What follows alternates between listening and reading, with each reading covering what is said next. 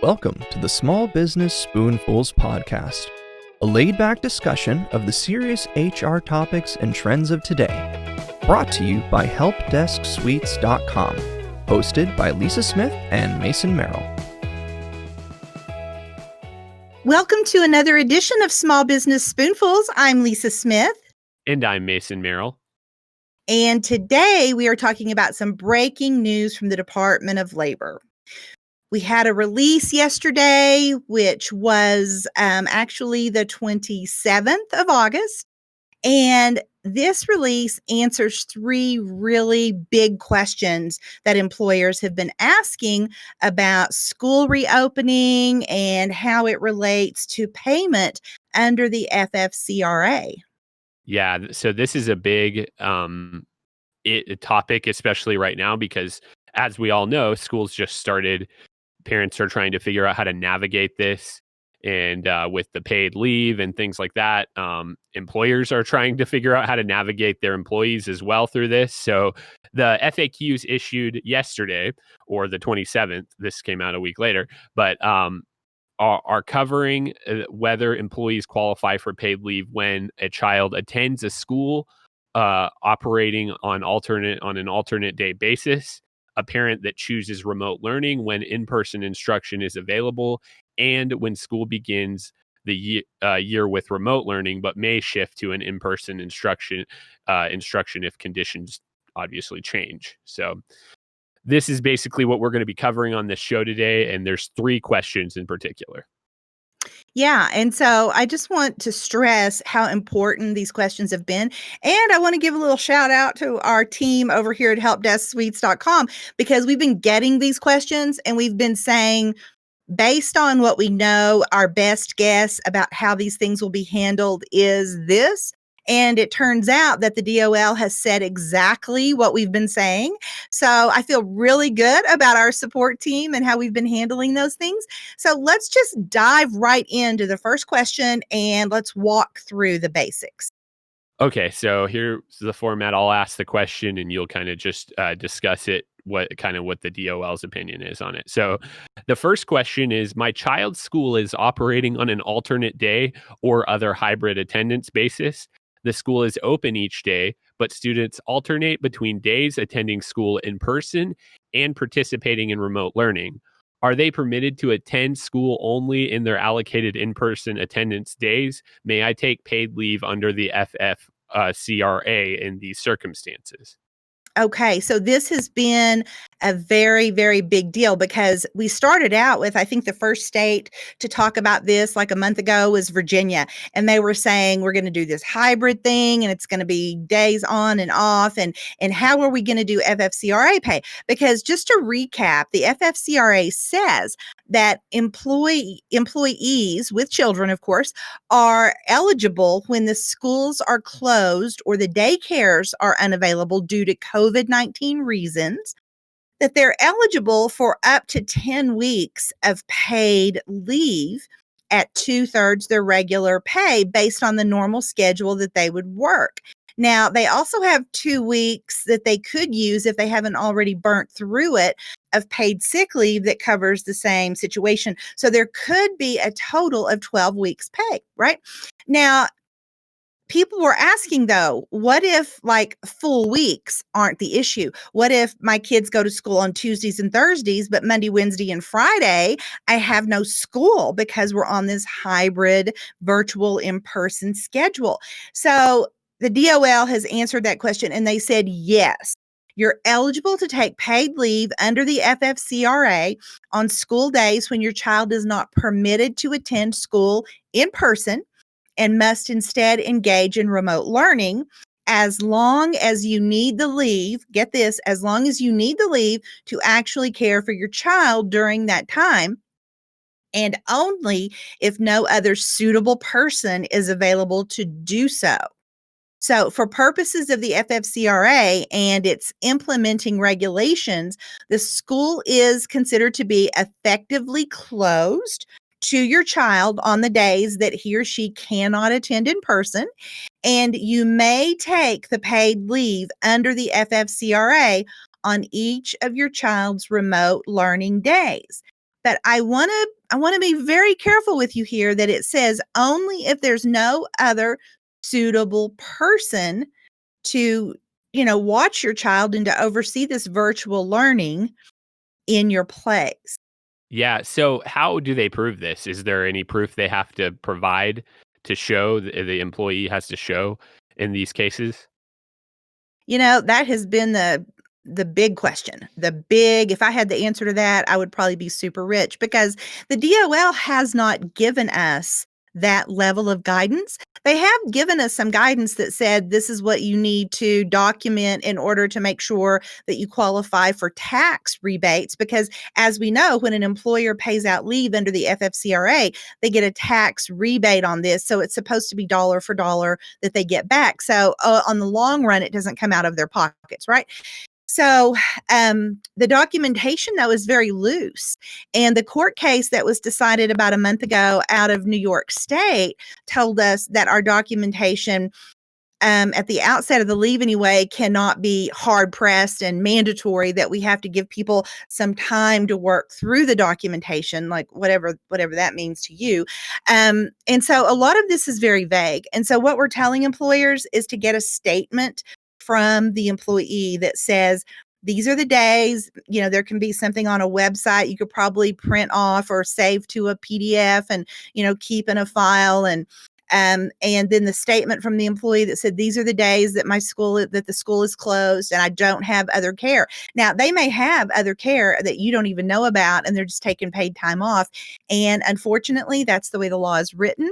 It was put together in a big hurry. And unless we get some more hardcore mandatory documentation that is placed on the employee, as employers, we just got to bite the bullet and pay it and then work our way back out of it through the tax credits. So again, it's not in the long run costing us any money, but immediately it's costing us money, and letting somebody off for 12 weeks is costing us time. And how are we going to get productivity back up to par Yeah. when everybody's taken off? And so there are a lot of issues there that we just don't have the answers to. So the answer is just do the best you can at the end of the day. Yeah, exactly. And so this is a kind of a slippery slope to navigate because it is so much time. And what if you have 4 or 5 employees that need this time as well? So like you said, coming up with a plan now to handle this kind of thing is, I guess it's kind of in the 12th hour since school's already started and things like that, and people are already probably requesting this and that, but just come up with a good plan on how to handle it and how to effectively keep, like you said, keep your productivity up, because there can be a lot lost in the shuffle of this type of situation. So yeah, let's go ahead and move on to the next question. Is my child's school is giving me a choice between having my child attend in person or participate in a remote learning program for the fall. I signed up for the remote learning alternative because, for example, I worried that my child might contract COVID-19 and bring it home to the family. Since my child will be at home, may I take paid leave under the FFCRA in these circumstances? Okay. And so we've been telling employers that the FFCRA paid leave is not going to be available in these situations. Yeah. The school gave them a choice. So Mm. the DOL says here in their guidance that since you have a choice, your school is not closed due to COVID-19 reasons. This is a choice you are making, and therefore no pay can be granted. Yeah, so that is a big that's like, obviously you've been predicting that all along, that this is what they would say when you're telling people just be prepared for this.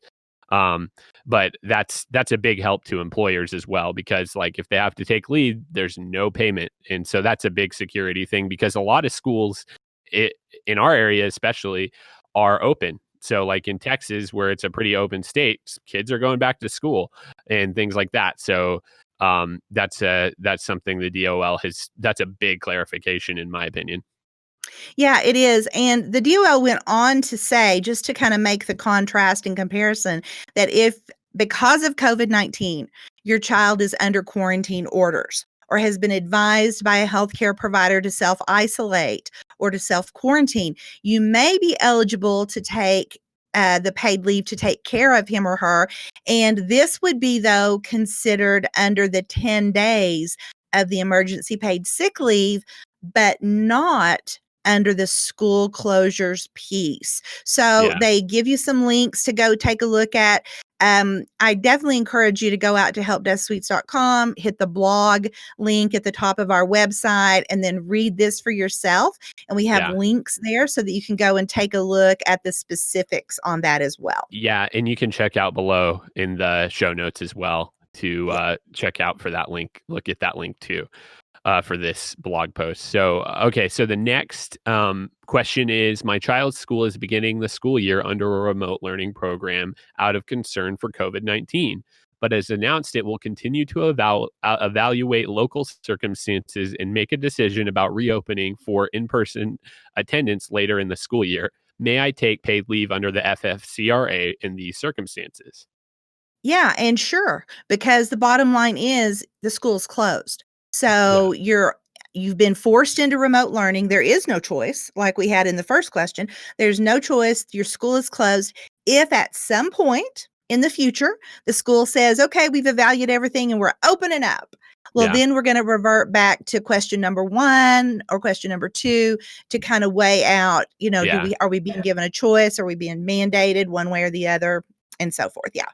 Yeah, so this question's kind of a hybrid of the last two, almost, because one's yes, one's no, but this one's, oh, well, we're starting this way, but then we're going to end this way, or we might keep it this way. So it's just kind of a, really at the end of this, what the DOL is saying is if you get FFCRA or not, it's up to the school. It's not up to you. It's not up to the employer. It's up to what the local school district is doing. So keep track. Good track is, which I'm sure you are if you're a parent in these situations, of what's going on with that, and that will guide kind of the decision making process for this type of thing. And if your school's staying closed for a long time, then you have plenty of protection as the employee, and then the employer obviously has some later in the game.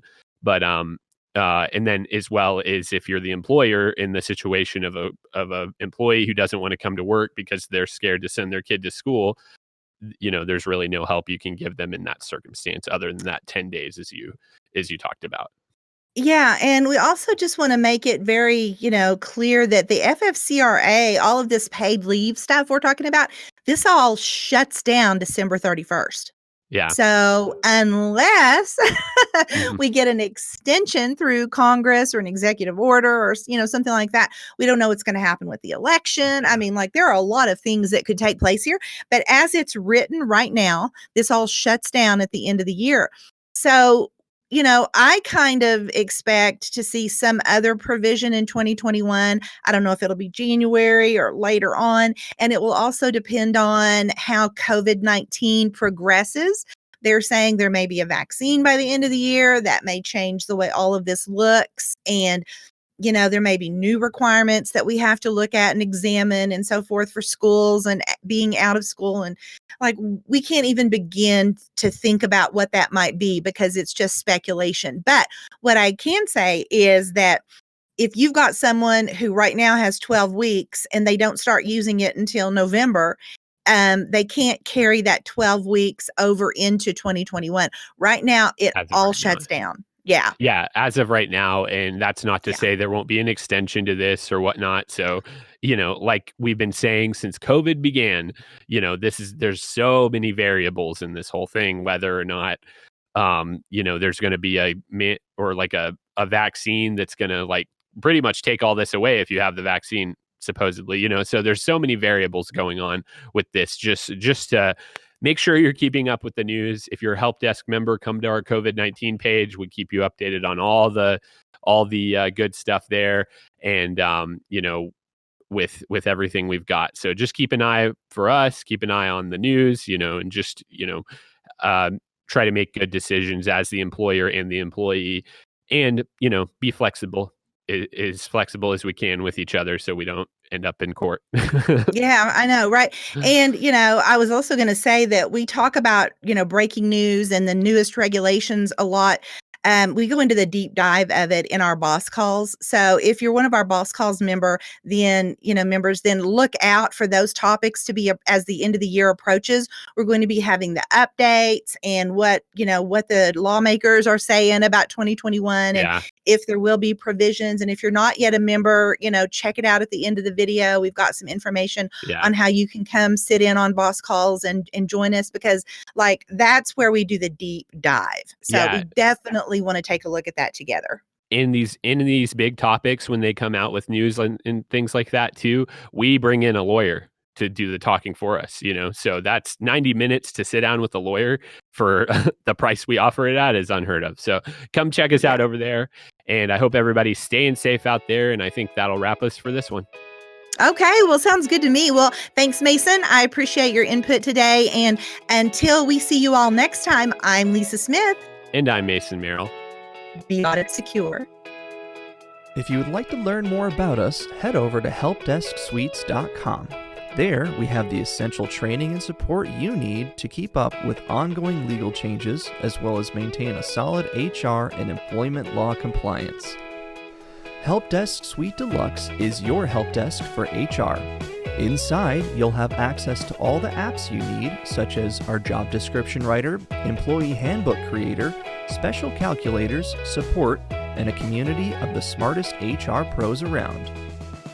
Whether you're a seasoned HR pro or a great office manager that got voluntold into an HR position, we can help you do HR like a boss with Boss Calls. Boss Calls is a twice-monthly Q&A conversation hosted by Lisa Smith and her guests, along with other experienced HR professionals from all across the country.